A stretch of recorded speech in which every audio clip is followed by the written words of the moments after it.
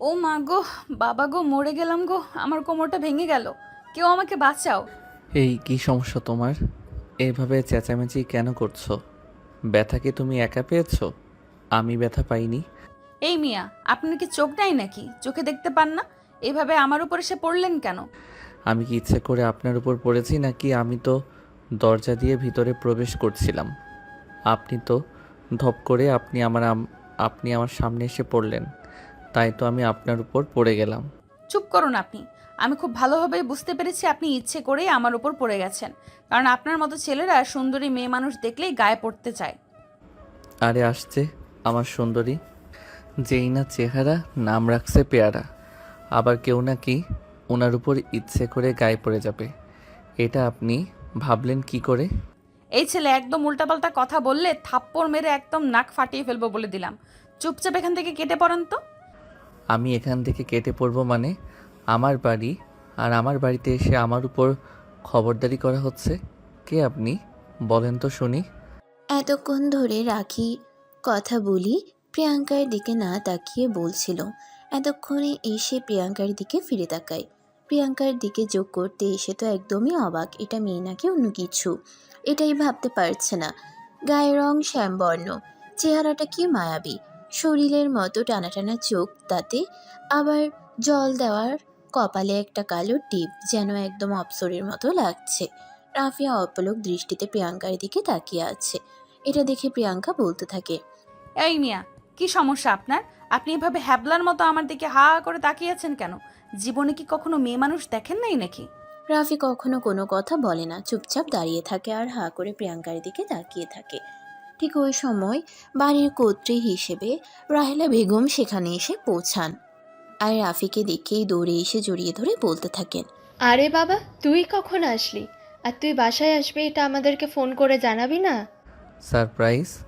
তোমাদের কথা হঠাৎ করে মনে পড়ল, তাই আমি চলে আসলাম। যাই হোক, বাদ দাও সেসব কথা। আগে বলো, এই মেয়েটা কে? ও, এই মেয়েটার কথা বলছিস? এ হলো প্রিয়াঙ্কা। আপাতত এইটুকুই যথেষ্ট। বাড়িতে থাকতে থাকতে সব কিছু জেনে যাবে। এখন নিজের রুমে গিয়ে ফ্রেশ হয়ে আয়, আমি তোর জন্য নাস্তা পানির ব্যবস্থা করছি।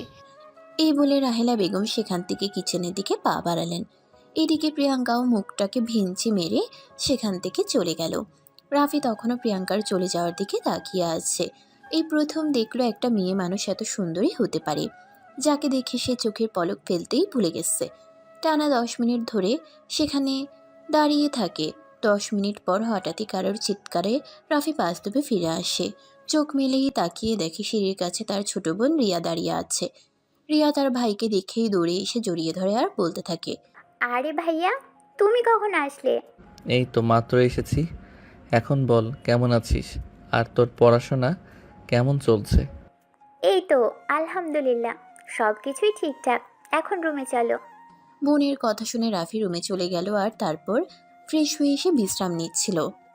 তখনই আবার প্রিয়াঙ্কা রাফির রুমে আসে, দরজায় দাঁড়িয়ে নক করে আর বলতে থাকে, এই যে সাহেব, শুনতে পাচ্ছেন? ছোট আম্মু আপনাকে খাবার খাওয়ার জন্য ডাকছে। প্রিয়াঙ্কার গলার আওয়াজ শুনে রাফির একবার প্রিয়াঙ্কার সঙ্গে কথা বলতে ইচ্ছে হলো, তাই সে রুমে বসে থেকেই প্রিয়াঙ্কাকে ডাক দেয়। প্রিয়াঙ্কা, একবার এদিকে আসবে? তোমার সঙ্গে একটু কথা বলতে চাই।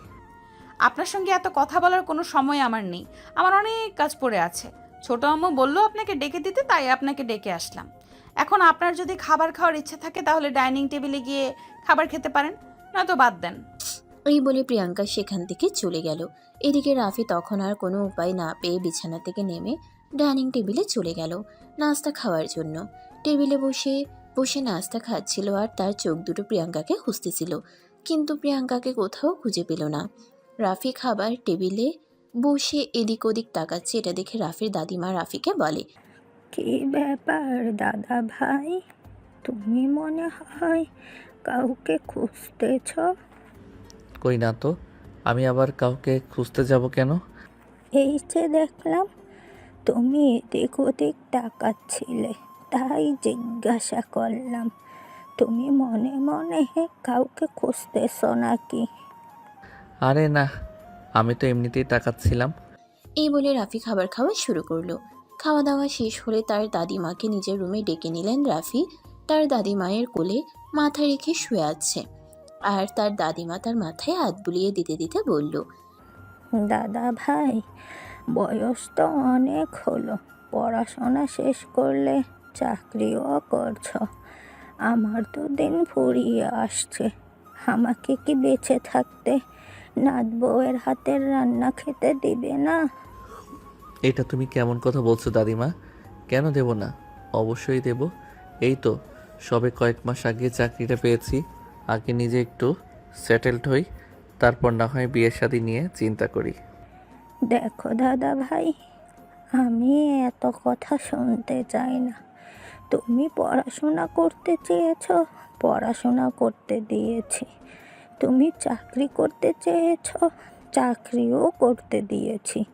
এখন তোমাকে বিয়ে করতেই হবে, তা না হলে কিন্তু আমি তোমার সঙ্গে কোনো কথাই বলবো না। আর এটাই আমার শেষ কথা। এটা তুমি কেমন কথা বলছো বলো?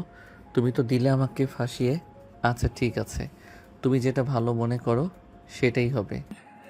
এই তো আমার লক্ষ্মী দাদা ভাই। আচ্ছা ঠিক আছে, আমি তোমার বাবাকে বলবো তোমার জন্য বিয়ের সম্বন্ধ দেখতে। প্রয়োজন হলে আমি নিচে গিয়ে দেখব। এই বলে তারা দাদি নাতিতে মিলে গল্প করতে থাকে। এভাবেই চলে যায় বেশ কিছুক্ষণ সময়। তখনই হঠাৎ রাফির দাদিমা প্রিয়াঙ্কাকে ডাক দেয় ওনাকে ওষুধগুলো দিয়ে যাওয়ার জন্য। আসলে আজ সকাল থেকে প্রিয়াঙ্কা একটু কাজের চাপে আছে, তাই রাতে দাদিমাকে ওষুধ দিতে ভুলে গিয়েছিল। রাফির দাদিমায়ের ডাক শুনে প্রিয়াঙ্কা দৌড়ে ওনার রুমে চলে আসেন, আর তারপর বলতে থাকে, আমাকে ক্ষমা করে দাও দাদিমা, আসলে আমি ভুলে গিয়েছিলাম। তুমি একটু অপেক্ষা করো, আমি এক্ষুনি তোমার সমস্ত ওষুধ নিয়ে আসছি। আচ্ছা ঠিক আছে, এবারের মতো তোকে ক্ষমা করে দিলাম। শুধুমাত্র আজ আমার নাতি এখানে আছে বলে। তবে আজকের পর কিন্তু কোনো ক্ষমা পাবি না। এখন যা, তাড়াতাড়ি করে ওষুধগুলো নিয়ে আয়। প্রিয়াঙ্কা তখন আর কোনো কথা না বলে সোজা আলমারি ড্রয়ার থেকে ওষুধ নিয়ে আসলো, আর রাফির দাদুকে ওষুধগুলো খাইয়ে দিল। প্রিয়াঙ্কা যতক্ষণ এই রুমে ছিল, রাফি ততক্ষণ অপলক দৃষ্টিতে প্রিয়াঙ্কার দিকে তাকিয়েছিল। প্রিয়াঙ্কা চলে যাবে ঠিক ওই সময় রাফি পিছন থেকে বলে, যদি কিছু মনে না করো, আমি তোমার সঙ্গে একটু কথা বলতে পারি? অবশ্যই বলতে পারেন, কিন্তু এখন আপনার সঙ্গে কথা বলার কোনো সময় আমার হাতে নেই। রান্না করা অনেক কাজ পড়ে আছে, তাড়াতাড়ি শেষ করতে হবে, তা না হলে আবার ছোট আম্মু বকাবকি করবে। এই বলে প্রিয়াঙ্কা সেখান থেকে চলে গেল। তখনই রাফির দাদিমা দুষ্টামির ছলে রাফিকে বলে ওঠে, তা দাদা ভাই, তুমি সকালে নাস্তা টেবিলে বসে প্রিয়াঙ্কাকেই মনে মনে খুঁজতেছিলে নাকি? আরে তুমি যে কি বলো না দাদিমা, আমি ওকে কেন খুঁজতে যাব? ওর সঙ্গে কি আমার কোনো সম্পর্ক আছে নাকি? কিন্তু আমার মনে হয় সকালবেলা নাস্তা দিলে তুমি ওকেই মনে মনে খুঁজতেছিলে, কারণ তোমার চোখের ভাষা বলে দিচ্ছিল তুমি ওকে কিছু বলতে চাও। আরে দাদিমা, বিলিভ নেই সেরকম কিছুই না।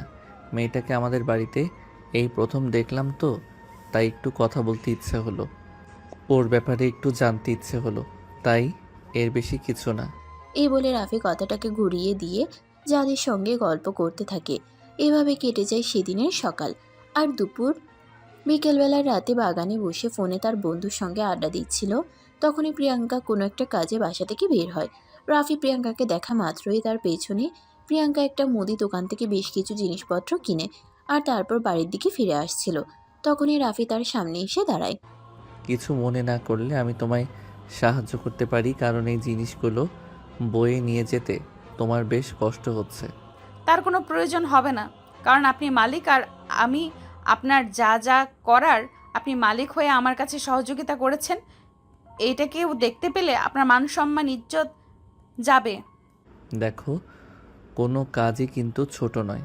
আমরা চাইলেই সবাই সবার কাজ ভাগ করে করতে পারি। তাছাড়া আমি দেশের বাইরে থেকে পড়াশোনা করেছি, আর সেখানেই বলতে পারো জীবনের বেশ কিছুটা সময় কাটিয়েছি আমি। দেখেছি দেশের উন্নত দেশগুলোতে সবাই সব রকমের কাজ করে, তাই বলে তাদের মান ইজ্জত চলে যায় না। এরপর রাফি আর কিছু বলতে চাইলে প্রিয়াঙ্কা তাকে সেটা বলার সুযোগ না দিয়ে নিজেই বলতে লাগে। দেখুন, এটা ইউরোপ, আমেরিকা বা রাশিয়া কোনো দেশ নয়, এটা বাংলাদেশ। এখানে এই মুহূর্তে আপনি যদি আমার সঙ্গে কথা বলেন, তার জন্য হয়তো মান-ইজ্জত চলে যেতে পারে। তাই এটা ভালো হয় আপনি আপনার জায়গায় থাকুন আর আমাকে আমার জায়গা থেকে আমার মতো আমার কাজ করতে দিন। এই বলে প্রিয়াঙ্কা রাফিকে পাশ কাটিয়ে চলে আসতে চাইছিল। তখনই রাফি পেছন থেকে প্রিয়াঙ্কার হাতটা ধরে ফেলল আর তার হাত থেকে বাজারের ব্যাগটা নিজের হাতে তুলে নিল। আর তারপর বলতে লাগলো, বাহ, ব্যাগটা তো বেশ ভারী। আপনি একটা মেয়ে মানুষ হয়ে এই বাড়ির একটা কিভাবে বই নিয়ে যাচ্ছিলেন? এখান থেকে আমাদের বাসায় যেতে বড়জোর 10 টাকা রিক্সা ভাড়া লাগবে। আপনি একটা রিক্সা নিয়ে নিলেই তো পারতেন। তখনই প্রিয়াঙ্কা বলতে থাকে, 10 টাকা ওই সময়ে খুব বড় প্রয়োজনই আসে, সেটা আমি খুব ভালো করেই বুঝেছি একটা সময়। এখন 10 টাকা কেন, 10 পয়সা হলেও আমি সেটাকে খুব মূল্যায়ন করি। এখান থেকে হেঁটে বাসায় যেতে 5 মিনিট লাগবে, আর 5 মিনিটের জন্য কেন আমি 10 টাকা ব্যয় করব? প্রিয়াঙ্কার এমন কথা শুনে রাফি হাসতে হাসতে শেষ। একটা মেয়ে 5 মিনিট হেঁটে যাবে এত ভারী একটা বাজারের ব্যাগ দিয়ে, তাও 10 টাকা খরচা করে রিক্সায় উঠবে না? এই বলে প্রিয়াঙ্কা রাফির হাত থেকে বাজারের ব্যাগটা ফেরত চায়, কিন্তু রাফি প্রিয়াঙ্কার হাতে বাজারের ব্যাগটা দেয় না। সে নিজেই নিয়ে হাঁটতে থাকে আর বলতে থাকে, তুমি একটা মেয়ে মানুষ হয়ে যদি এই বাজারের ব্যাগটা দোকান থেকে বাসা পর্যন্ত নিয়ে যেতে পারো, তাহলে আমি একটা ছেলে মানুষ হয়ে কেন পারবো না? তুমি চলো আমার সাথে। এই বলে রাফি বাজারের ব্যাগটা হাতে নিয়ে আগে আগে হাঁটতে থাকে। আর প্রিয়াঙ্কাও তখন রাফির সঙ্গে জোর জবরদস্তি করেও যখন বাজারের ব্যাগটা নিজের হাতে নিতে পারছিল না, তাই সেও রাফির পেছন পেছন হাঁটতে থাকে। বাড়িতে এসে ড্রয়িং রুমে প্রবেশ করতেই রাফির আম্মু বাপের হাতে বাজারের ব্যাগ দেখে দৌড়ে আসলেন আর বলতে লাগলেন, কি ব্যাপার বাবা, তোর হাতে বাজারের ব্যাগ কেন? আমি তো প্রিয়াঙ্কাকে বাজার করতে পাঠিয়েছিলাম, প্রিয়াঙ্কা কোথায় গেল? তখনই রাফির পিছন পিছন বাড়িতে প্রবেশ করতে করতে প্রিয়াঙ্কা রাফির আম্মুকে উদ্দেশ্য করে বলতে থাকে, আসলে আম্মু, আমি নিজেই গেছিলাম বাজার করতে, আর তখনই আপনার ছেলে সেখানে পৌঁছে যায়। আমাকে বাজারের ব্যাগ কোনোভাবেই আনতে দিবে না, সে নিজেই নাকি আনবে। এই কথাটা বলা শেষ করার আগেই রাফির আম্মু প্রিয়াঙ্কাকে একটা ধমক দেয় আর বলতে থাকে, চুপ কর হারামজাদি!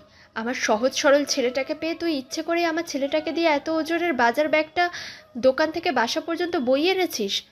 আরে আম্মু, আপনি আমাকে ভুল বুঝতেছেন।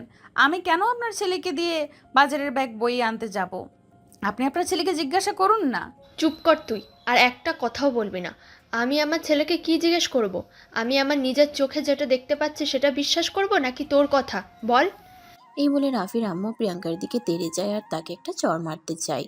তখনই রাফি তার আম্মুর হাতটা ধরে ফেলে আর বলতে থাকে, আম্মু, তুমি এই মেয়েটার সঙ্গে এরকম কেন করছো? মেয়েটা যা বলছে একদম সত্য কথাই বলছে। সে নিজের থেকে আমাকে বাজারে ব্যাগটা দেয়নি। ইনফ্যাক্ট সে অনেকবার আমাকে নিষেধ করেছিল বাজারের ব্যাগটা নিয়ে আসতে, কিন্তু আমি ইচ্ছে করে এটা নিয়ে এসেছি। তাছাড়া এত ভারী একটা বাজারের ব্যাগ ও মেয়ে মানুষ হয়ে কীভাবে দোকান থেকে বাসা পর্যন্ত নিয়ে আসতো সেটা তুমিই বলো। রাফির আম্মু তখন রাগে কটমট হয়ে রাফিকে বলতে থাকে, সে যেভাবে চেয়ে নিয়ে আসবে, যেভাবে চেয়ে নিয়ে আসবে, তাই বলে কি তোকে দিয়ে নিয়ে আসবে নাকি? ওকে রেখেছে কিসের জন্য? সারাদিন কি বসে বসে খাওয়ানোর জন্য নাকি? রাফি তখন তার আম্মুর কথার কোনো উত্তর না দিয়ে প্রিয়াঙ্কাকে সেখান থেকে চলে যেতে বলল। প্রিয়াঙ্কা রাফির কথা না শুনে সেখানেই দাঁড়িয়ে রইল আর বাজারের ব্যাগ থেকে বাজারগুলো নামিয়ে সেগুলো কিচেনে নিয়ে গুছিয়ে রাখলো। সব কিছুই ড্রয়িং রুমে বসে বসে লক্ষ্য করছিল রাফি। তখনই হঠাৎ করে প্রিয়াঙ্কার হাত থেকে আচারের বয়ামটা পড়ে ভেঙে গেল। তখনই রাফির আম্মু দৌড়ে কিচেন রুমে আসে আর এটা দেখে প্রিয়াঙ্কার চুলের মুঠি ধরে বলতে থাকে, তুই এটা কি করলি? আমার এত শখের আচারের বয়াম ভেঙে ফেললি? তুই জানিস সেটার দাম কত? ছোট আম্মু, ছাড়ো আমাকে, আমার খুব ব্যথা লাগছে। চুপ কর হারামজাদি, একটা কথাও বলবি না। তোকে বিক্রি করলেও তো এই আচারের দাম হবে না, আর সেখানে তুই এটা ভেঙে ফেলেছিস। বল, তোকে কি করি? এই বলে রাফির আম্মু প্রিয়াঙ্কাকে এলোপাথারি চড় মারতে লাগলো। রাফি তার মায়ের এরকম কর্মকাণ্ড দেখে একদম বিস্মিত হয়ে যায়। সে বিশ্বাসই করতে পারছে না তার আম্মু একটা মেয়ের সঙ্গে এরকম আচরণ করতে পারে। রাফি দৌড়ে কিচেনে চলে আসে আর তার আম্মুর হাত থেকে প্রিয়াঙ্কাকে ছাড়িয়ে নিয়ে বলতে থাকে, আরে আম্মু, ওসব তুমি কি করছো? তোমার কি মাথা খারাপ হয়ে গেছে নাকি? এই মেয়েটাকে তুমি এভাবে মারছো কেন? সামান্য একটা আচারের বই আমি ভেঙে ফেলেছি বলে কি তোমার এভাবে ওকে মারতে হবে? দেখ বাবা, এখানে আমি আছি, তুই কোনো কথা বলতে আসিস না, তুই চুপচাপ এখান থেকে চলে যা। না, আমি যাব না। তুমি এভাবে সামান্য একটা আচারের বয়মের জন্য একটা মেয়ের গায়ে এভাবে হাত তুলতে পারো না।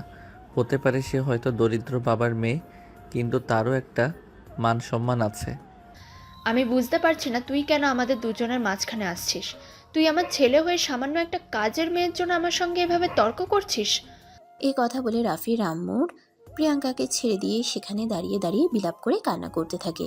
তখনই রাফি বুঝে উঠতে পারে না সে আসলে কি করবে। সামান্য একটা কথার জন্য তো এরকম কেন করছে। তখনই আবারও রাফি তার আম্মুকে উদ্দেশ্য করে বলতে থাকে, দেখো আম্মু, তুমি যেটা করছো সেটা কিন্তু একদমই ভুল।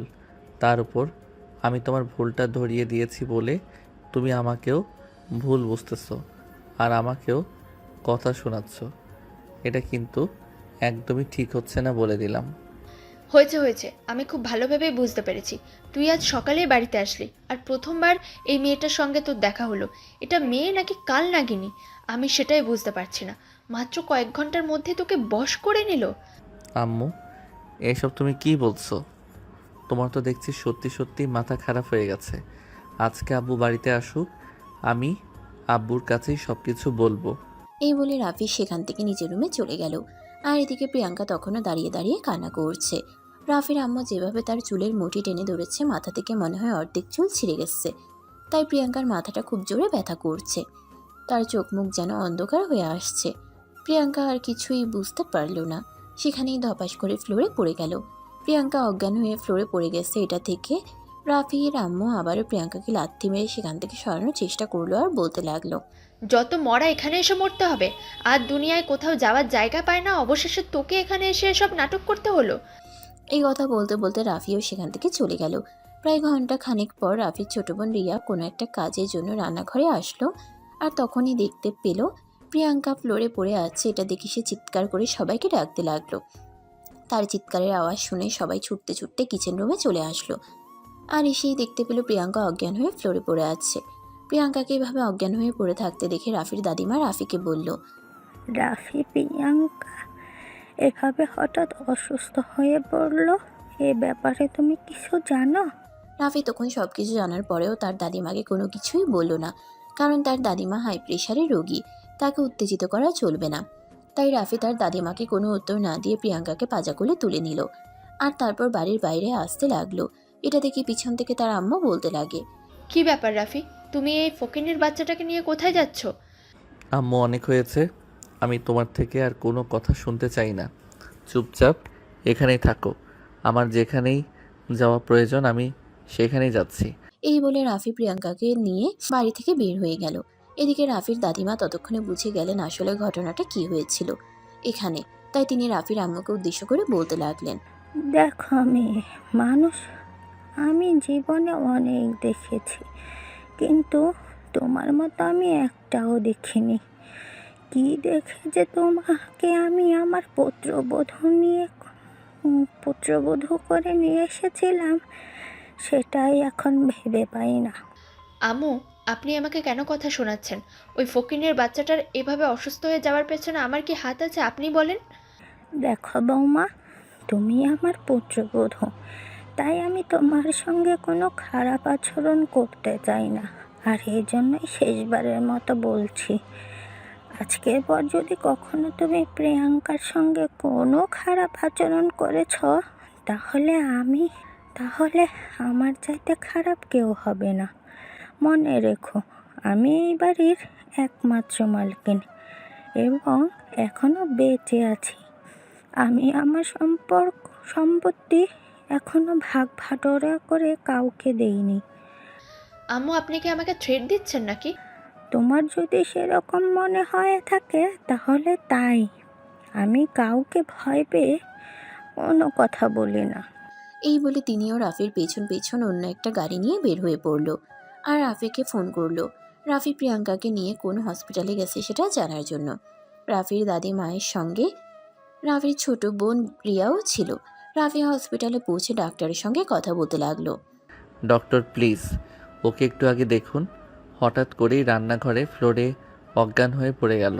প্লিজ আপনি একটু শান্ত হয়ে বসুন, আমরা চেক আপ করে তারপর আপনাকে জানাচ্ছি। এই বলে ডাক্তার প্রিয়াঙ্কাকে নিয়ে কেবিনের ভিতরে চলে গেল আর তারপর তার চেক আপ করতে লাগলো। এদিকে রাফি কেবিনের বাইরে দাঁড়িয়ে অপেক্ষা করছে। তখনই তার দাদিমা আর তার ছোট বোন সেখানে এসে পৌঁছালো। তার দাদিমা তখন তার কাছে প্রিয়াঙ্কার বর্তমান অবস্থার কথা জানতে চায়। তখনই সে বলে ডাক্তার প্রিয়াঙ্কাকে কেবিনের ভিতর নিয়ে গেছে চেক আপের জন্য। ডাক্তার বের হলেই জানা যাবে। এই বলে তারা তিনজনেই কেবিনের বাইরে অপেক্ষা করতে থাকে। প্রায় আধা ঘন্টা পর ডাক্তার কেবিন থেকে বের হয়ে আসে। এদিকে রাফি কেবিনের বাইরের পায়চারি করছে। কখন ডাক্তার বের হয়ে আসবে আর কখন সে প্রিয়াঙ্কার অবস্থার কথা জানতে পারবে। ডাক্তার প্রিয়াঙ্কার কেবিন থেকে বের হওয়া মাত্রই রাফি দৌড়ে ডাক্তারের কাছে চলে গেল আর তারপর ডাক্তারকে জিজ্ঞাসা করতে লাগলো। ডক্টর, কি হয়েছে প্রিয়াঙ্কার?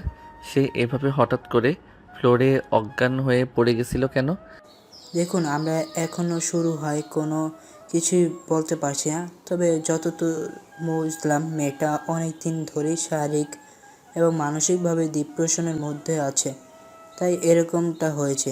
যাই হোক, কিছু টেস্ট করাতে হবে, আমি লিখে দিচ্ছি, আপনারা প্লিজ করিয়ে নিয়ে আসুন, তারপর বলতে পারবো। আচ্ছা ঠিক আছে ডক্টর, কোনো সমস্যা নেই। আপনি টাকা পয়সা নিয়ে কোনো চিন্তা করবেন না। যে ট্রিটমেন্ট করালে সে তাড়াতাড়ি সুস্থ হয়ে উঠবে তাই করুন। টাকা যা লাগে আমি দেব। এই বলে সে ডাক্তারের সঙ্গে দৌড়ে তার চেম্বারে চলে গেল। ডক্টর বেশ কয়েকটা টেস্ট লিখে কাগজটা রাফির হাতে ধরিয়ে দিল।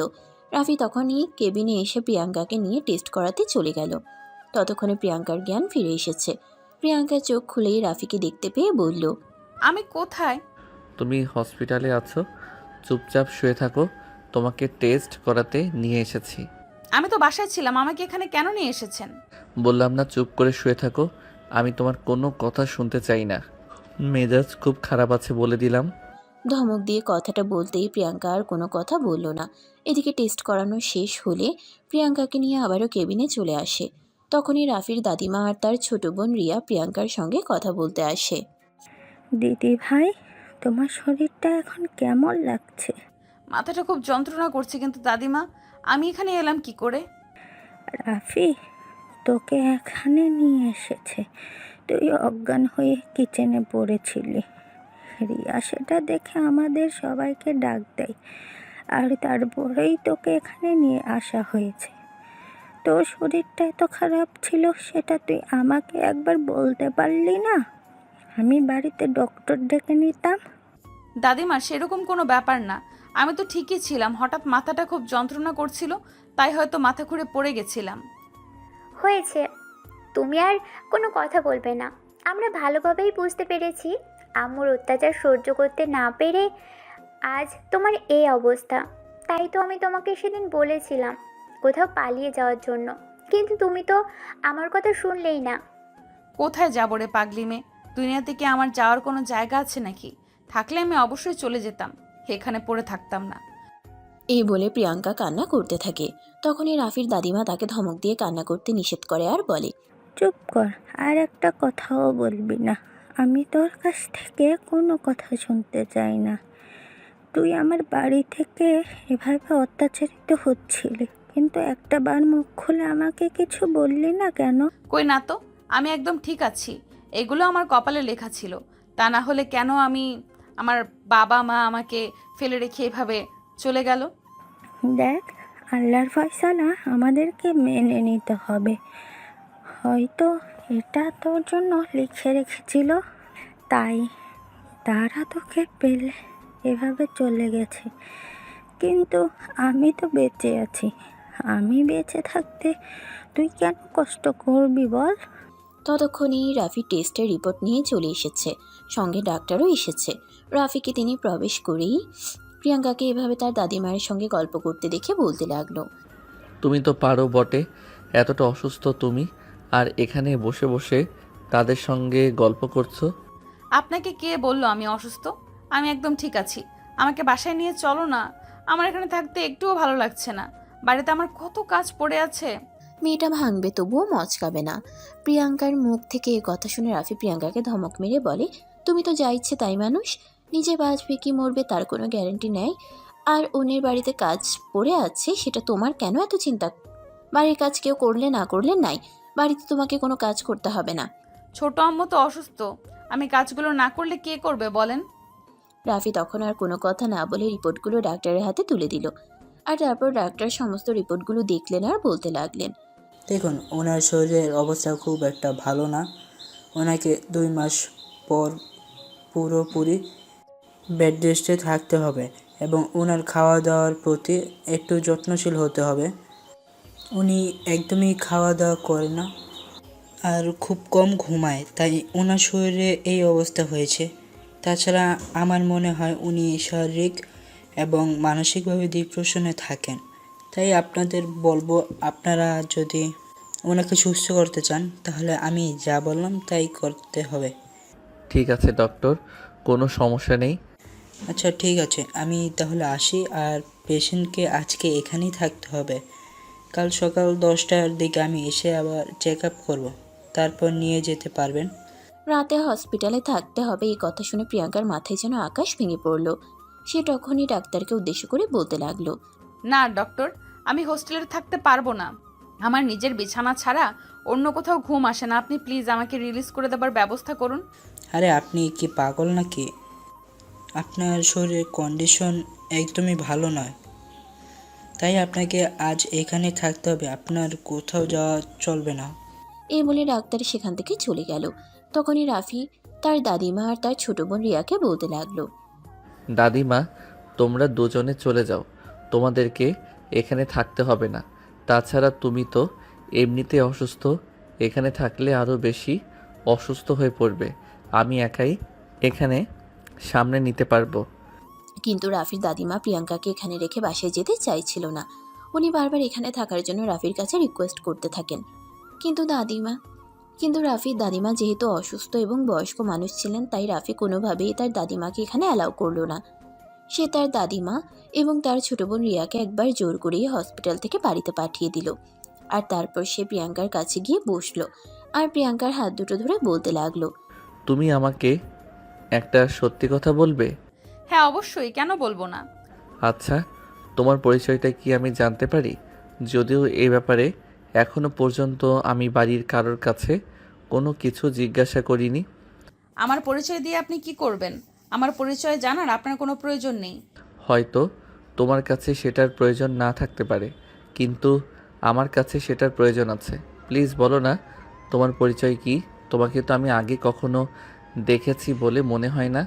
যে মানুষটা অতীত ভুলে তাকে আমি মনে করিয়ে দিতে চাই না, তাই আমি আমার পরিচয় দেবার প্রয়োজন মনে করছি না। প্রিয়াঙ্কার এরকম কথা শুনে রাফি অনেকটাই চিন্তায় পড়ে গেল।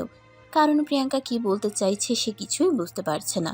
অতীত মানে কি বোঝাতে চাইছে। তখনই রাফি আবারও প্রিয়াঙ্কাকে জিজ্ঞাসা করে। তুমি অতীত বলতে কি বোঝাতে চাইছো, একটু বলবে আমাকে? না কিছু না, বাদ দিন এসব কথা। কিন্তু রাফি নাছোড়বান্দা। সে প্রিয়াঙ্কার মুখ থেকে কথা না শুনে কোনোভাবেই ছাড়বে না, তাই সে প্রিয়াঙ্কাকে এই কথাটা বলার জন্য ফোর্স করতে থাকে আর বলতে থাকে। তোমাকে বলতেই হবে, অতীত মানে তুমি কি বলতে চাইছো আর কি বোঝাতে চাইছো। তুমি যদি অতীত কথাটার মানে আজ আমাকে না বলো তাহলে আমি কি করব তার কিন্তু কোনো ঠিক ঠিকানা নেই। আমার সম্পর্কে তুমি কোনো কিছুই জানো না কিন্তু। আপনি কিন্তু শুধু শুধুই বাড়াবাড়ি করছেন। আমি কিন্তু আপনাকে সেরকম কিছুই বলিনি, শুধু একটা কথাই বলেছি, তার জন্য আপনাকে এমন করতে হবে না। আপনি আমার জীবনে অচেনা মানুষ হয়ে এসেছেন, অচেনা মানুষ হয়েই থাকুন। এই বলে প্রিয়াঙ্কার কথাটাকে ঘুরিয়ে নেওয়ার চেষ্টা করলো, কিন্তু রাফি তাকে সেটা করতে দিল না। তাই রাফি বলতে লাগলো। তোমাকে না বললাম আমাকে এই কথাটা বলতে হবে, তাহলে তুমি বলছো না কেন? তুমি যদি আমাকে এই কথাটা না বলো তাহলে কিন্তু আমি আমার নিজের খুব বড় একটা ক্ষতি করে ফেলবো, যেটা তুমি কল্পনাও করতে পারবে না। আপনি এভাবে কেন কথা বলছেন? আমার জন্য আপনি কেন নিজের ক্ষতি করবেন?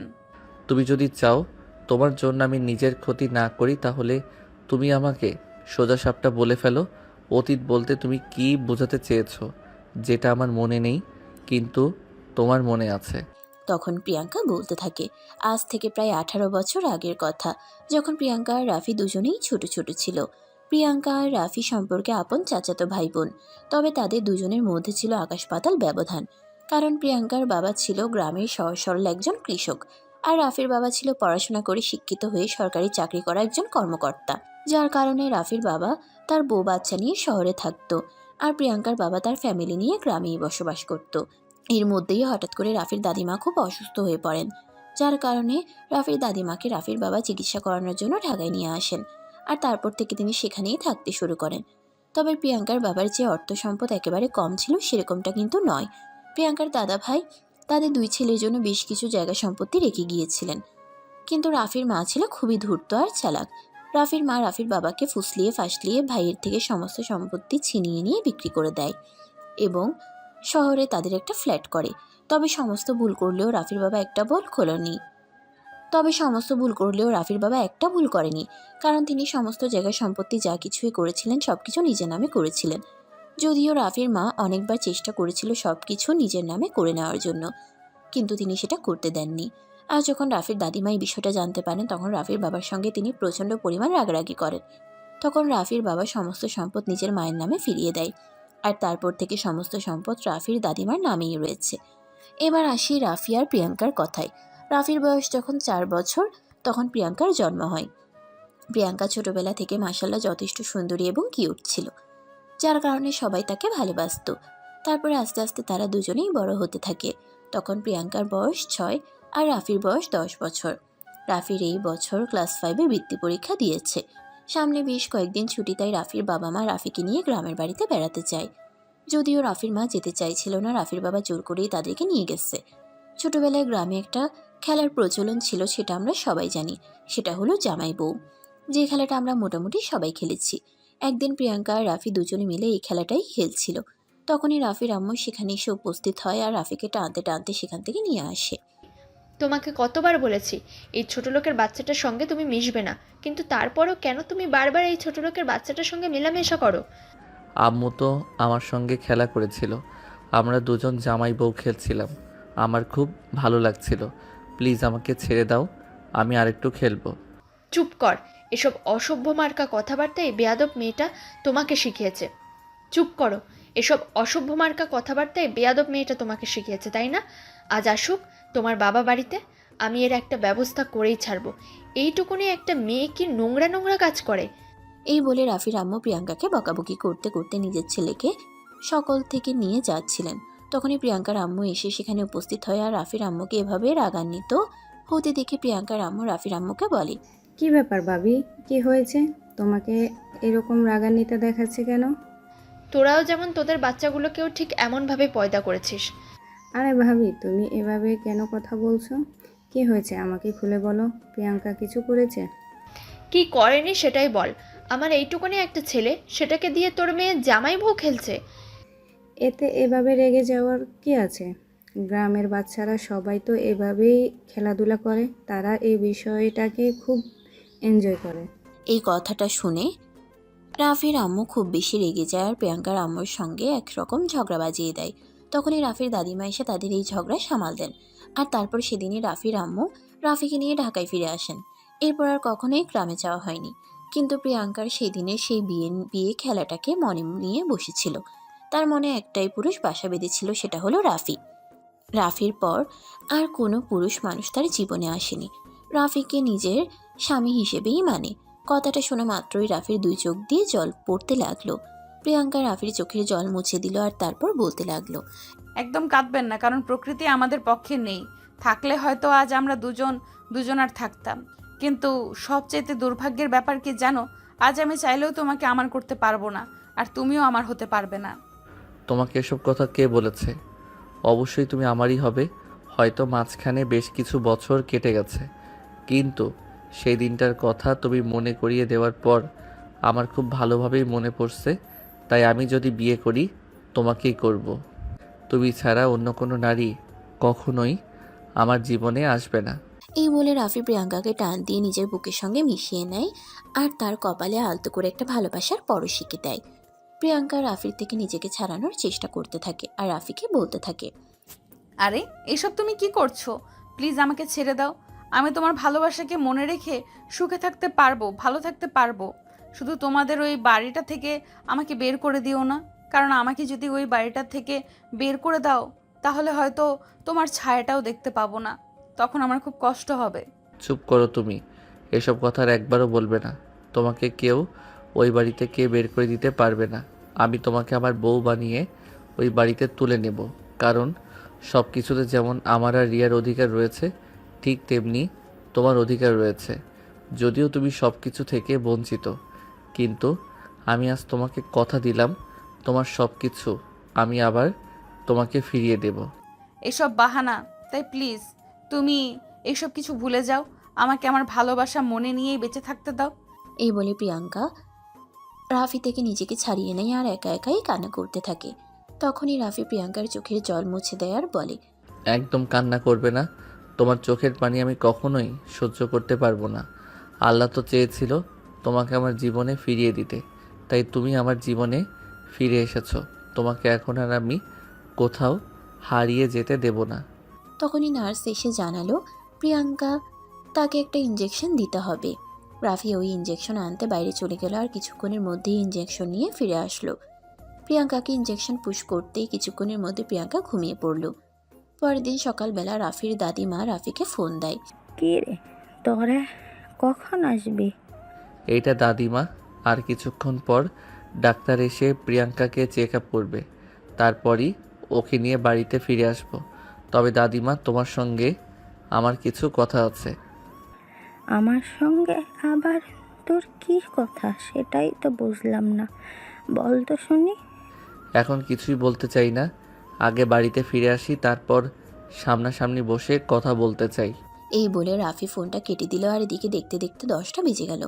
ডাক্তার আসলো, প্রিয়াঙ্কাকে চেক আপ করলো আর তারপর বলতে লাগলো, হ্যাঁ, এখন মোটামুটি ঠিক আছে।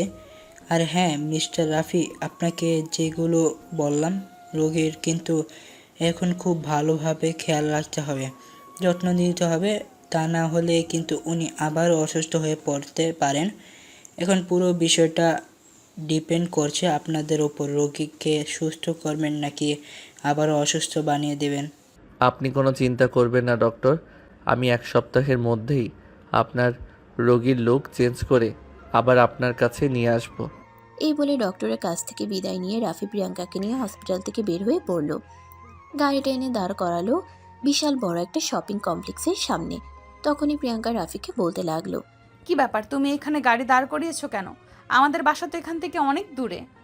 সেটা আমি খুব ভালো করেই জানি, আমার একটু ভিতরে কাজ আছে। তুমি এখানে চুপচাপ বসে থাকো, গাড়ি থেকে একদম নামবে না, আমি তাড়াতাড়ি ফিরে আসব।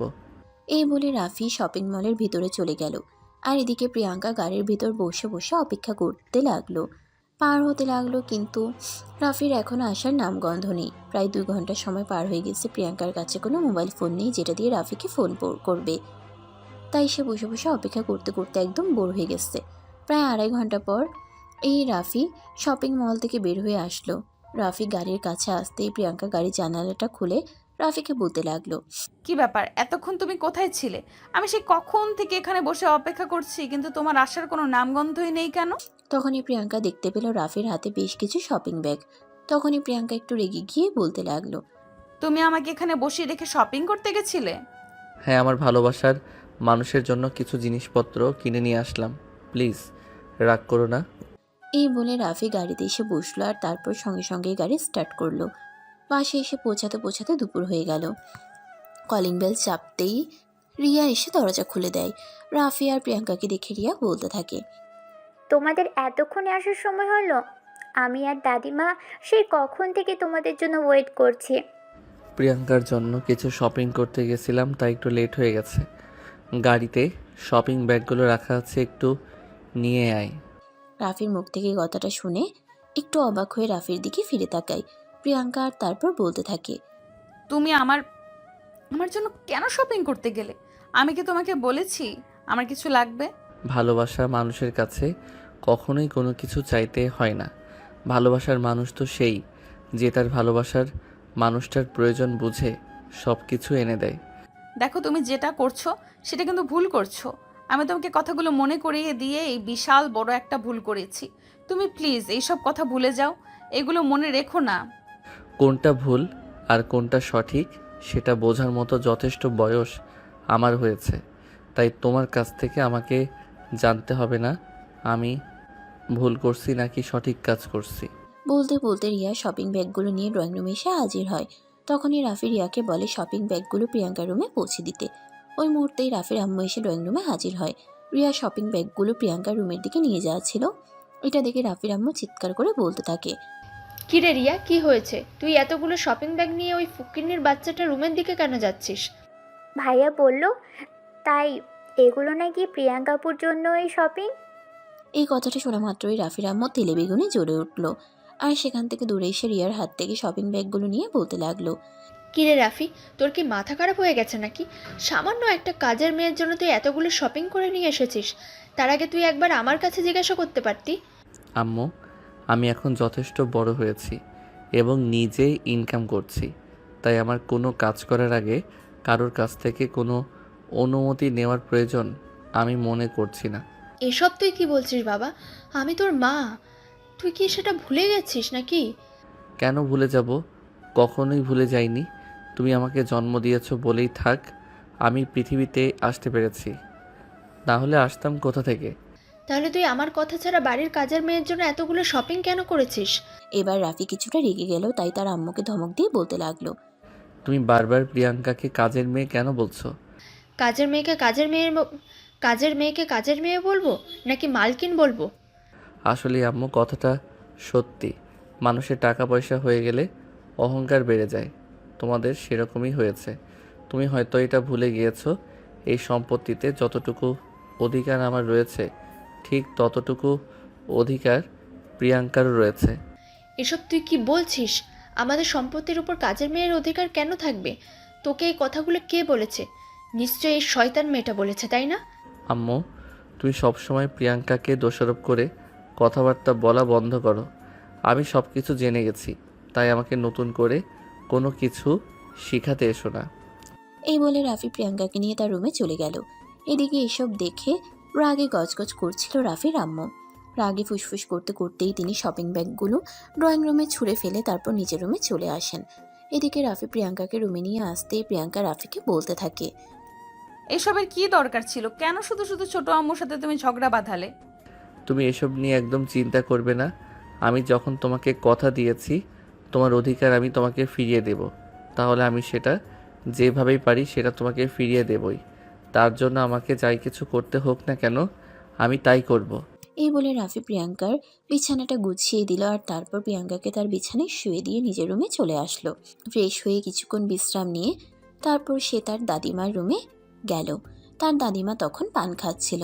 রাফিকে দেখতে পেয়ে তিনি একটু নড়েচড়ে বসেন, আর তারপর রাফিকে নিজের কাছে ডেকে নিয়ে বলতে থাকেন, কি ব্যাপার দাদা ভাই, কি হয়েছে? তুই এখন কি বলতে চেয়েছিলি? দাদিমা, তোমরা সবাই মিথ্যুক। প্রিয়াঙ্কা আমার ছোট চাচার মেয়ে, যার সঙ্গে ছোটবেলায় খেলার ছলে আমাদের বিয়ে হয়েছিল। সেই কথাটা কেন তুমি আমাকে বলনি? এসব কথা না বলার কারণ কি সেটা তুই খুব ভালো করেই জানিস।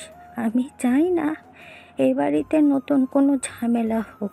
তাছাড়া প্রিয়াঙ্কাও এখন যথেষ্ট বড় হয়েছে, তাই আমি তোর বাবাকে বলেছি প্রিয়াঙ্কার জন্য বিয়ের সম্বন্ধ করতে। এসব করে কোনো লাভ হবে না, কারণ আমি সব কিছু জেনে গেছি। তাই আমি সিদ্ধান্ত নিয়েছি, জীবনে যদি কাউকে বিয়ে করি তাহলে প্রিয়াঙ্কাকেই করব, এবং প্রিয়াঙ্কাকে আমি ছাড়া অন্য কেউ বিয়ে করতে পারবে না। এটা তোমাদেরকে জানিয়ে দিলাম। এই বলে রাফি তার দাদিমার ঘর থেকে বের হয়ে চলে আসলো। তখন তার দাদিমা বসে বসে ভাবতে লাগলো, রাফি এসব কথা জানতে পারলো কি করে? তবে কি প্রিয়াঙ্কাই এসব কথা তাকে মনে করিয়ে দিয়েছে? তবে কি প্রিয়াঙ্কা ছোটবেলার সেই স্মৃতি এখনো ভুলতে পারেনি? এখনো মনে মনে রাফিকে অনেক বেশি ভালোবাসে? যদি এরকমটাই হয় থাকে, তাহলে প্রথমে তাদের দুজনকে সামনাসামনি দাঁড় করিয়ে এসব কথা জিজ্ঞাসা করতে হবে, আর তারপর যা সিদ্ধান্ত নেওয়ার নিতে হবে। তাই প্রিয়াঙ্কার দাদিমা আস্তে আস্তে নিজের রুম থেকে বের হয়ে প্রিয়াঙ্কার রুমে চলে আসে। প্রিয়াঙ্কা তখন বিছানায় শুয়ে বিশ্রাম নিচ্ছিল। দাদিমাকে দেখে সে উঠে বসার চেষ্টা করে, তখনই দাদিমা তাকে বলে, তুই শুয়ে থাক, তোকে ঘুরতে হবে না, আমি তোর সঙ্গে একটু কথা বলতে এসেছি। এই বলে রাফির দাদিমা প্রিয়াঙ্কাকে বলতে থাকে, প্রিয়াঙ্কা, তুই কি ছোটবেলার সে কথাগুলো এখনো মনে রেখেছিস? তুমি কোন কথাগুলোর কথা বলছো? আমি বুঝতে পারছি না। আমি রাফির কথা বলছি, সোজাসুজি কথা বলবে, আমার সামনে কোনো প্যাচ রাখবি না। দেখো দাদিমা, আমি তোমার সঙ্গে কোনো মিথ্যা কথা বলতে চাই না। আমাদের বিয়েটা খেলার ছলে হলেও আমি রাফিকে তখন স্বামী হিসেবে মেনে নিয়েছিলাম। যদিও তখন স্বামী কী জিনিস সেটা বোঝার মতো যথেষ্ট বয়স আমার হয়ে ওঠেনি, কিন্তু রাফি এখনও আমার মনের সেই জায়গাটা জুড়েই রয়েছে। তবে তোমরা যদি না চাও তাহলে আমি এই বিয়ে করব না, কিন্তু আমার জীবনে অন্য কোনো পুরুষকেও আমি আসতে দেব না। রাফিকে ভালোবেসে আমি আমার সারাটা জীবন কাটিয়ে দেব। এই কথাটা শুনে বেশ কিছুক্ষণ চুপ করে থাকে রাফির দাদিমা, কারণ তিনি খুব ভালো করেই বুঝতে পারেন এই কাজটা বলা যতটা সহজ করা ততটাই কঠিন। তাই তিনি বেশ কিছুক্ষণ চুপ করে থেকে প্রিয়াঙ্কাকে বলেন, দেখ, এই কথাটা তুই যতটা সহজ করে বলছিস, করাটা আদৌ কিন্তু এতটা সহজ নয়।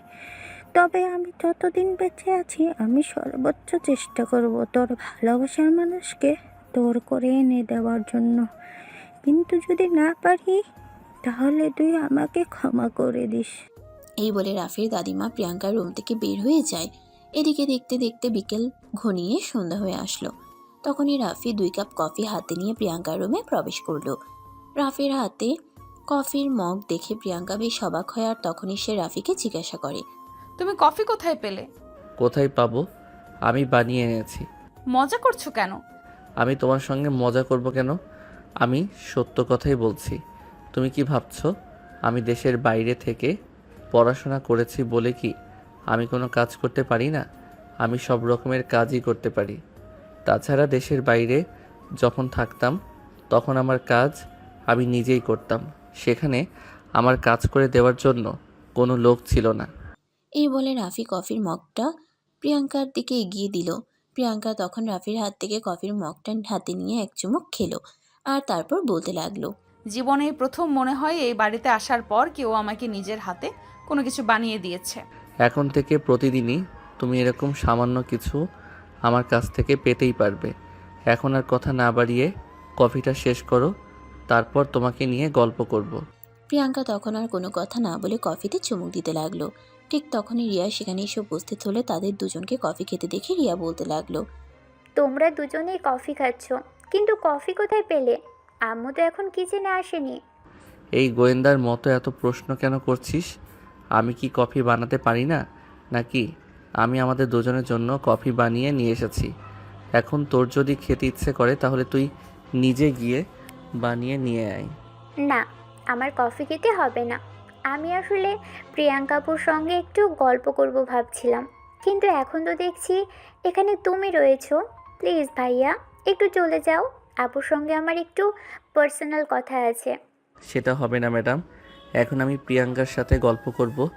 আপনার কোনো কথা বলার থাকলে আপনি কালকে যোগাযোগ করবেন। এই কথা বলে রাফি রিয়াকে কোনো রকম জোর করে রুম থেকে বের করে দিল। আর এটা দেখে প্রিয়াঙ্কা রাফিকে বলতে লাগলো, এটা কি হলো? আমি তো কিছুই বুঝতে পারলাম না।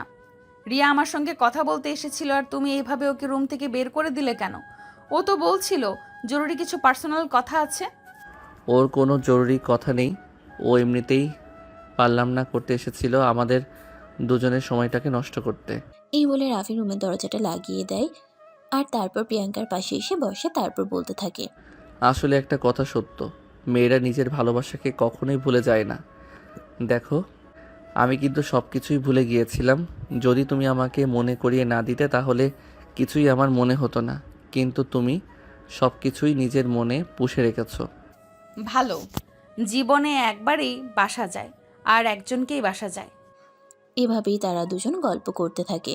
তখনই রুমের পাশ দিয়ে যাচ্ছিল রাফির আম্মু।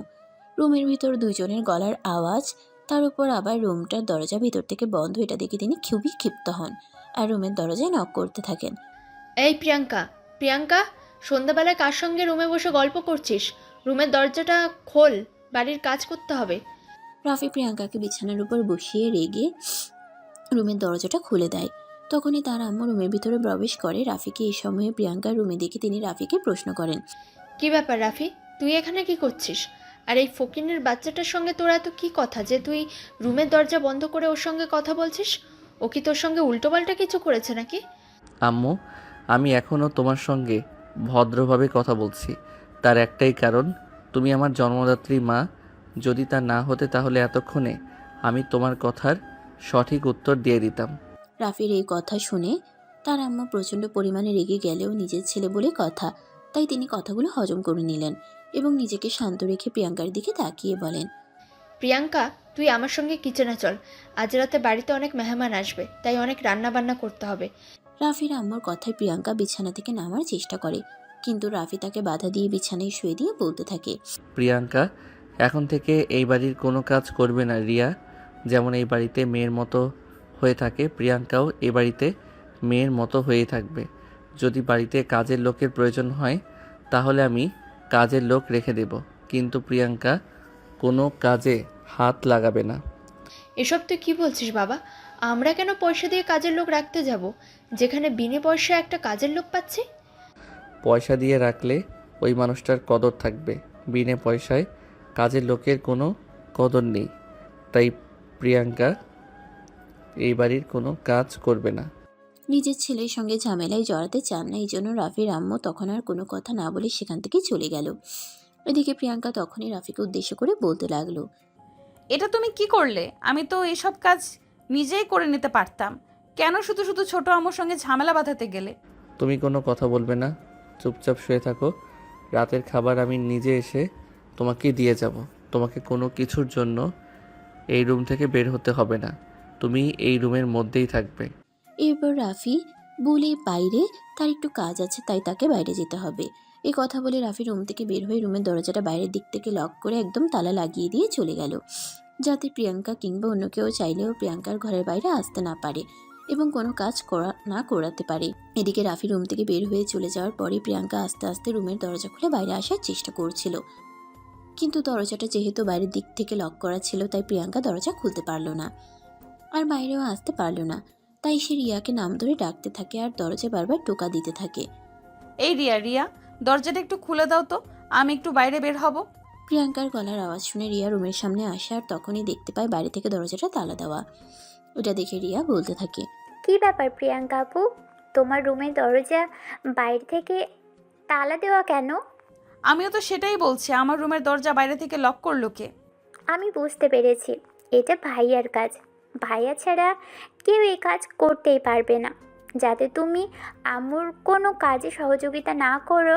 তাই ভালোই হয়েছে, অন্তত ভাইয়া যে কয়দিন থাকে সেই কয়দিন তুমি একটু বিশ্রাম নিতে পারবে। এই কথা বলে রিয়া সেখান থেকে চলে গেল।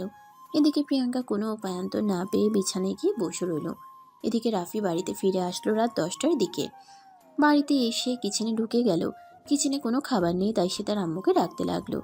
আম্মু, ওই আম্মু, একবার এদিকে আসো। ছেলের গলার আওয়াজ শুনে রাহেলা বেগম কিচেনে চলে আসেন আর ছেলেকে দেখে তিনি বলতে থাকেন, কি ব্যাপার, কি হয়েছে? তুই এভাবে চিৎকার চেঁচামেচি কেন করছিস?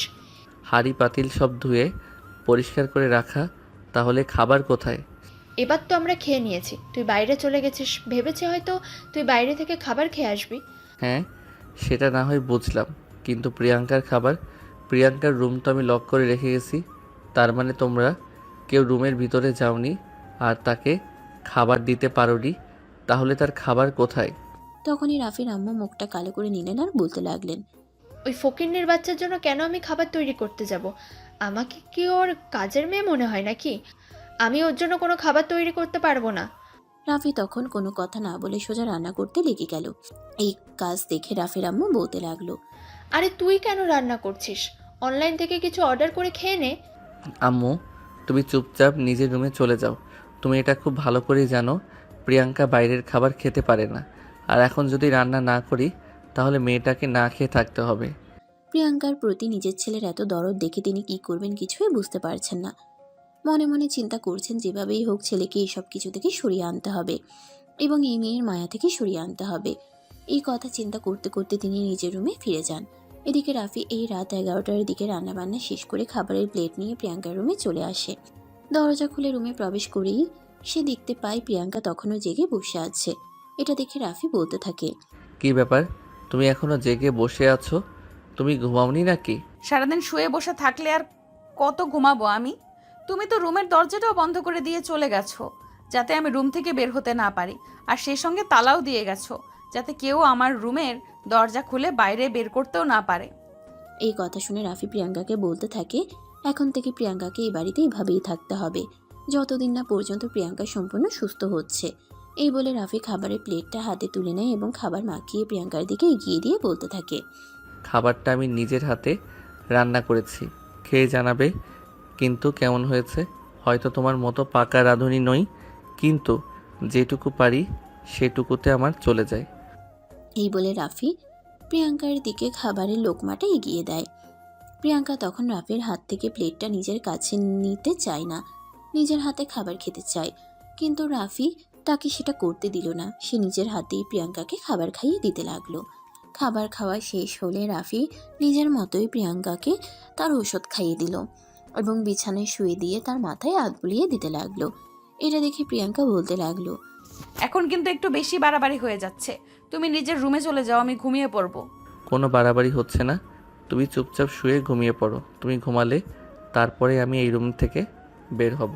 প্রিয়াঙ্কা তখন খুব ভালোভাবেই বুঝতে পারলো এই ছেলে যে রকমের ঘাটতেরা, ওর সঙ্গে কথা বলে কোনো লাভ হবে না, তাই ওর কথা মেনে নেওয়াই ভালো।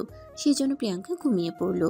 প্রিয়াঙ্কা ঘুমানোর পর রাফি রুমের দরজাটা আবারও বাইরের দিক থেকে তালা দিয়ে তারপর নিজের রুমে চলে যায়। এভাবেই চলে তাদের দিনগুলো। প্রায় মাসখানেক সময় কেটে গেছে। প্রিয়াঙ্কা এখন পুরোপুরি সুস্থ। সেদিন বিকেলবেলা ব্যালকনিতে বসে বসে গল্পের বই পড়ছিল। তখনই রাফি তার দাদিমাকে নিয়ে প্রিয়াঙ্কার কাছে আসে।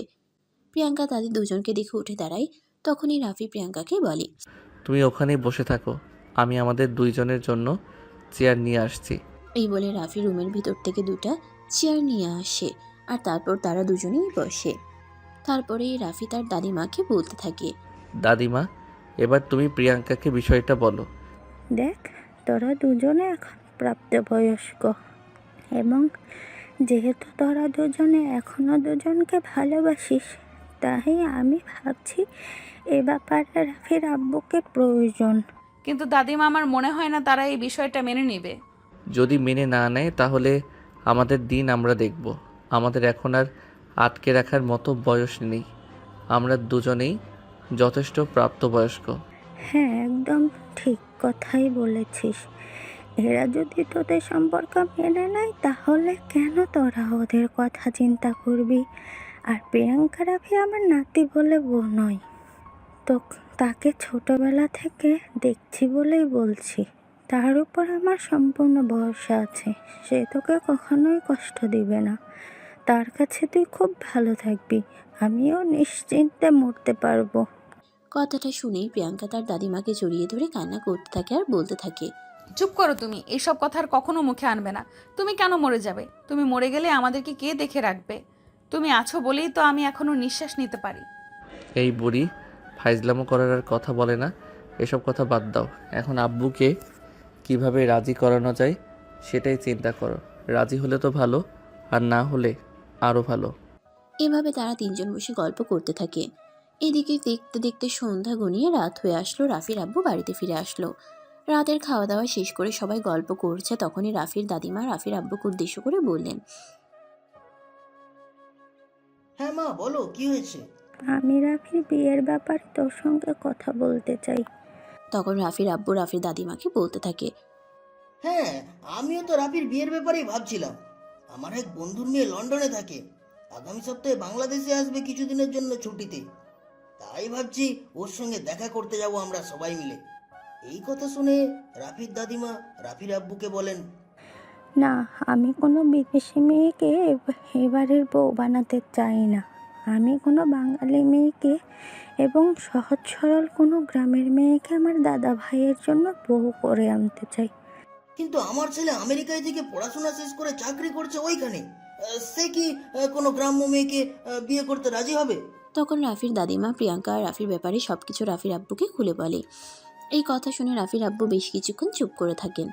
তিনি কি বলবেন কিছুই ভেবে পাচ্ছেন না, কারণ তিনি খুব ভালো করেই জানেন রাফির আম্মু এই বিষয়টা কোনোদিনও মেনে নেবে না। তাই তিনি রাফির দাদিমাকে বললেন, মা, তুমি তো জানোই তোমার বৌমার ব্যাপারে, সে কি কোনোদিনও প্রিয়াঙ্কাকে মেনে নেবে? মেয়েটাকে এই বাড়িতে আশ্রয় দিয়েছি বলেই সে মেয়েটার উপর অকথ্য অত্যাচার করেছে, সেটা তো তোমরা দেখতেই পাচ্ছ। তার উপর এখন যদি সে জানতে পারে প্রিয়াঙ্কাকে আমরা রাফির সঙ্গে বিয়ে দেওয়ার চিন্তা ভাবনা করেছি, তারপর কি হবে সেটা একবার কল্পনা করে দেখেছো তুমি? আব্বু, তোমাদেরকে এত কিছু কল্পনা করতে হবে না। তুমি শুধু এইটা বলো, প্রিয়াঙ্কাকে যদি আমি বিয়ে করি তাতে তোমার কোনো আপত্তি থাকবে কি থাকবে না? তখন রাফির বাবা বলতে থাকে, ভাইয়ের সঙ্গে যা অন্যায় করার করেছি, কিন্তু তার মেয়ের সঙ্গে কোনো অন্যায় হতে দিতে পারি না। তাই রাফি এবং প্রিয়াঙ্কা যদি দুজনকে বিয়ে করতে চায়, তাহলে আমার কোনো আপত্তি নেই। এই কথা শুনে রাফির দাদিমা বলেন, আলহামদুলিল্লাহ, তাহলে তো আর কোনো সমস্যাই রইল না। তাহলে আমি ভাবছি আগামী সপ্তাহে ওদের দুজনের বিয়েটা দিয়ে ফেলি, কারণ রাফির ফেরত ছুটির সময় হয়ে আসছে। তাকেও তো আবার আমেরিকায় ফিরে যেতে হবে। এই কথা শুনে রাফির আব্বু বলেন, হ্যাঁ মা, তুমি একদম ঠিক কথাই বলেছ। যত তাড়াতাড়ি সম্ভব সবকিছুর ব্যবস্থা করতে হবে, কারণ মেয়েটা এই বাড়িতে যতদিন থাকবে ততদিন শুধু অত্যাচার, অবিচার আর অবহেলাই পাবে, ভালো কিছু কখনোই পাবে না। এরপর রাফির আব্বু আর তার দাদিমা মিলে সবকিছু সিদ্ধান্ত ফাইনাল করেন এবং তারা দুজনে মিলে সিদ্ধান্ত নেন আগামী সপ্তাহে রাফি আর প্রিয়াঙ্কার বিয়ের সমস্ত কাজ শেষ করে ফেলবেন। কথাটা তারা ধামাচাপা দিয়ে রাখলেও 2 দিন পর রাফির আম্মু পুরো বিষয়টা কিভাবে যেন জেনে যান, আর তখনই ঘটে লঙ্কাকাণ্ড। কথাটা শোনা মাত্রই রাফি আম্মু প্রিয়াঙ্কার কাছে চলে গেলেন, আর তখনই তিনি প্রিয়াঙ্কার চুলের মুঠি ধরে বলতে লাগলো, তুই আমার বাড়িতে থেকে আমার ঘরে চুরি করছিস? এত বড় সাহস তোর! লুকিয়ে লুকিয়ে আমার ছেলের সঙ্গে প্রেম করছিস? তোকে আজ আমি মেরেই ফেলবো। এই বলে রাফির আম্মু প্রিয়াঙ্কার চুলের মুঠি ধরে মারতে থাকে। ঠিক ওই মুহূর্তেই রাফির বাবা এসে সেখানে উপস্থিত হয়। প্রিয়াঙ্কাকে এভাবে মারতে দেখে তিনি নিজের বউকে ঠাস করে 2টা চড় বসিয়ে দেন, আর প্রিয়াঙ্কাকে ছাড়িয়ে নিয়ে একটু দূরে দাঁড় করিয়ে বলতে থাকেন, হেই, তুমি মানুষ নাকি অমানুষ আমি তো সেটাই বুঝতে পারছি না। যেই মেয়েটাকে তোমার ছেলে ভালোবেসে বিয়ে করতে চায় সেই মেয়েটার গায়ে তুমি হাত তুলছো। হাত তুলেছি, বেশ করেছি। ওকে আমি মেরেই ফেলবো। ও আমার ছেলেকে বিয়ে করার স্বপ্ন কি করে দেখে? তুমি ছেড়ে দাও আমাকে। চুপ করো, তুমি পাগল হয়ে গেলে নাকি? তুমি হয়তো ভুলে গেছো তুমি তোমার ছেলেকে ভালোবাসো, কিন্তু তোমার ছেলে এই মেয়েটাকে ভালোবাসে। তুমি তোমার ছেলের ভালোবাসার ভাগ যেমন এই মেয়েটাকে দিতে চাও না, ঠিক তেমনি তোমার ছেলেও এই মেয়েটাকে ছাড়া অন্য কাউকে তার ভালোবাসা দিতে চায় না। এখন তুমি নিজেই ঠিক করে নাও, তোমার জেদ বজায় রাখবে নাকি তোমার ছেলেকে নিজের ভালোবাসা দিয়ে ভালোবাসায় ভালো থাকতে দেবে, কোনটা? এই কথা শুনে রাফির আম্মু আরও বেশি রেগে গেলেন আর বলতে লাগলেন প্রয়োজন হলে নিজের ছেলেকে চিরকুমার রেখে দেবেন, কিন্তু কখনোই প্রিয়াঙ্কার মতো একটা মেয়ের সঙ্গে নিজের ছেলের বিয়ে তিনি দেবেন না। তখনই রাফি সেখানে চলে আসার বলতে থাকে, হ্যাঁ, তোমরা একদম ঠিক কথাই বলেছ। প্রয়োজন হলে আমি তোমাদেরকে ভুলে যাব, কিন্তু প্রিয়াঙ্কাকে কখনোই আমি ছাড়বো না। ওকে ভালোবাসি আর ওকেই বিয়ে করব। এই বলে রাফি প্রিয়াঙ্কার হাত ধরে তাকে টেনে নিয়ে সেখান থেকে চলে যায়। এদিকে 3 দিন পর তাদের বিয়ের কাজ সম্পন্ন হয়, কিন্তু রাফির আম্মু এই বিয়েতে একটুও আনন্দিত ছিলেন না। তিনি বিয়ের কোনো অনুষ্ঠানই অ্যাটেন্ড করেননি, যদিও এই বিষয়টা নিয়ে আত্মীয় স্বজন অনেকেই কানাঘুষা করছিল, কিন্তু তিনি তাদের কারোর কথাকেই কোনো পাত্তা দিলেন না। তিনি পুরো এই বিয়ের সময়টা নিজের রুমের মধ্যে বসেই কাটিয়ে দিলেন। যদিও এই নিয়ে রাফির দাদিমা কিছু বলতে চেয়েছিলেন, কিন্তু রাফি দাদিমাকে নিষেধ করে দিল এই ব্যাপারে কোনো কথা না বলতে, যে যেভাবে থাকতে চায় তাকে সেভাবেই থাকতে দিতে। তাই রাফির দাদিমা আর কোনো কথাই বললেন না। এদিকে পরের দিন সকালবেলা ঘুম থেকে উঠে প্রিয়াঙ্কা সবার জন্য নাস্তা তৈরি করলো, তারপর সবাইকে ঘুম থেকে ডেকে তুললো। রাফির আম্মুকে ডাকতে গেল, তখনই রাফির আম্মু প্রিয়াঙ্কাকে বলল, দেখ কাল নাগিনী, তুই আমার সামনে আসবি না। আমি তোর চেহারাটাও দেখতে চাই না। তোর জন্য আমার সংসারটা তছনছ হয়ে গেছে। তুই আমার চোখের সামনে থেকে চলে যা। এই কথা শুনে প্রিয়াঙ্কা তখন আর সেখানে এক মুহূর্তও দেরি করলো না, কান্না করতে করতে সেখান থেকে বের হয়ে চলে আসলো। তখনই রাফি নিজের রুম থেকে বের হচ্ছিল। প্রিয়াঙ্কাকে চোখ মুছতে দেখতেই সে প্রিয়াঙ্কার সামনে এসে দাঁড়ালো, আর তারপর বলতে লাগলো, কি ব্যাপার, কি হয়েছে? তুমি এভাবে কান্না করছো কেন? আম্মু তোমাকে কি বলেছে? কই না তো, আমি কান্না করছি না। আর আম্মু আমাকে কিছু বলতে যাবে কেন? আম্মু আমাকে কিছুই বলে নাই। প্রিয়াঙ্কা কিছু না বললেও রাফি খুব ভালোভাবেই বুঝতে পারে তার মা নিশ্চয়ই কিছু বলেছে, তাই সে তার মায়ের কাছে গেল কথা বলতে। তখনই তার মা প্রিয়াঙ্কাকে যেটা বলেছিল সেটা রাফির সঙ্গেও বলল। রাফি তখন আর এক মুহূর্তও দেরি না করে ড্রয়িং রুমে চলে আসে। সেখানে তার বাবা আর দাদিমা সহ অন্য সবাইও উপস্থিত ছিল। তখনই রাফি তার আব্বুকে বলে, আব্বু, যদিও আমি আরও 2-3 দিন বাংলাদেশ থেকে যেতাম, কিন্তু আর থাকা হচ্ছে না। আমি আজকেই আমেরিকায় চলে যাচ্ছি এবং প্রিয়াঙ্কাকেও সঙ্গে নিয়ে যাচ্ছি। যদি কোনো দিন তোমাদের এটা মনে হয় প্রিয়াঙ্কা এইবারের পুত্রবধূ হওয়ার যোগ্য, তাহলেই এই বাড়িতে ফিরে আসবো, নয়তো আর কোনো দিনই ফিরে আসবো না। এই বলে রাফি প্রিয়াঙ্কাকে নিয়ে নিজের রুমে চলে আসে আর নিজেদের সমস্ত জিনিসপত্র গুছিয়ে নেয়। প্রিয়াঙ্কা রাফিকে কোনো কিছু বলতেও ভয় পাচ্ছিল, কারণ রাফি খুব রেগেছিল। ব্যাগপত্র গুছানো শেষ হতেই রাফি প্রিয়াঙ্কাকে তৈরি হওয়ার জন্য তাড়া দিতে লাগলো। তখনই প্রিয়াঙ্কা রাফিকে বলে, তুমি প্লিজ মাথাটা ঠান্ডা করো। হঠাৎ করে এভাবে সিদ্ধান্ত নেওয়া ঠিক নয়। উনি তোমার মা হয়, ওনার অভিমানটা বোঝার চেষ্টা করো। একদম চুপ। তুমি আমার সঙ্গে যাবে কি যাবে না সেটাই বলো। অনেক জোরে ধমক দিয়ে কথাটা বলে প্রিয়াঙ্কা কিছুটা ভয় পেয়ে যায়। তখনই রাফির দাদিমা সেই রুমে আসে। প্রিয়াঙ্কা রাফির দাদিমাকে দেখেই তাকে গিয়ে জড়িয়ে ধরে কান্না করতে থাকে। তখনই রাফির দাদিমাও প্রিয়াঙ্কাকে একই কথা বলে। রাফি একদম ঠিক কথাই বলেছে, তুই রাফির সঙ্গে চলে যা।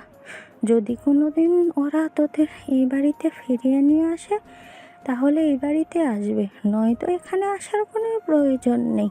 আর আমার কথা চিন্তা করিস না, আমি নিজের খেয়াল রাখতে পারবো এবং ভালো থাকতে পারবো। এই বলে তিনি রাফি এবং প্রিয়াঙ্কাকে বিদায় দেন। সকাল 10টা বাজে রাফি আর প্রিয়াঙ্কা ঢাকা শাহজালাল আন্তর্জাতিক বিমানবন্দরে বিমানের জন্য অপেক্ষা করছে। তখনই প্রিয়াঙ্কা আবারও বলতে থাকে, আমার না যেতে মন চাইছে না। তাহলে তুমি থাকো, আমি আর কখনোই এখানে ফিরে আসবো না। যদি ভালোবাসো তাহলে যাবে আমার সঙ্গে, আর যদি না যাও তাহলে বুঝে নেব সব কিছুই প্রতারণা ছিল, তুমিও আমাকে ভালোবাসোনি। রাফির এই কথা শুনে প্রিয়াঙ্কা আর কোনো কথাই বলল না, কারণ তার হাতে আর কোনো উপায় খোলা নেই। কারণ সে সত্যি সত্যি রাফিকে ভালোবাসে। এতদিন পর তার ভালোবাসা তার জীবনে ফিরে এসেছে। এখন আর সে কোনোভাবেই ভালোবাসাকে হারাতে চায় না। তাই সে আর কোনো কথাই বলল না। দুপুর 12টার দিকে তাদের বিমান আকাশে উড়াল দিল। প্রিয়াঙ্কা রাফির হাত ধরে বসে আছে।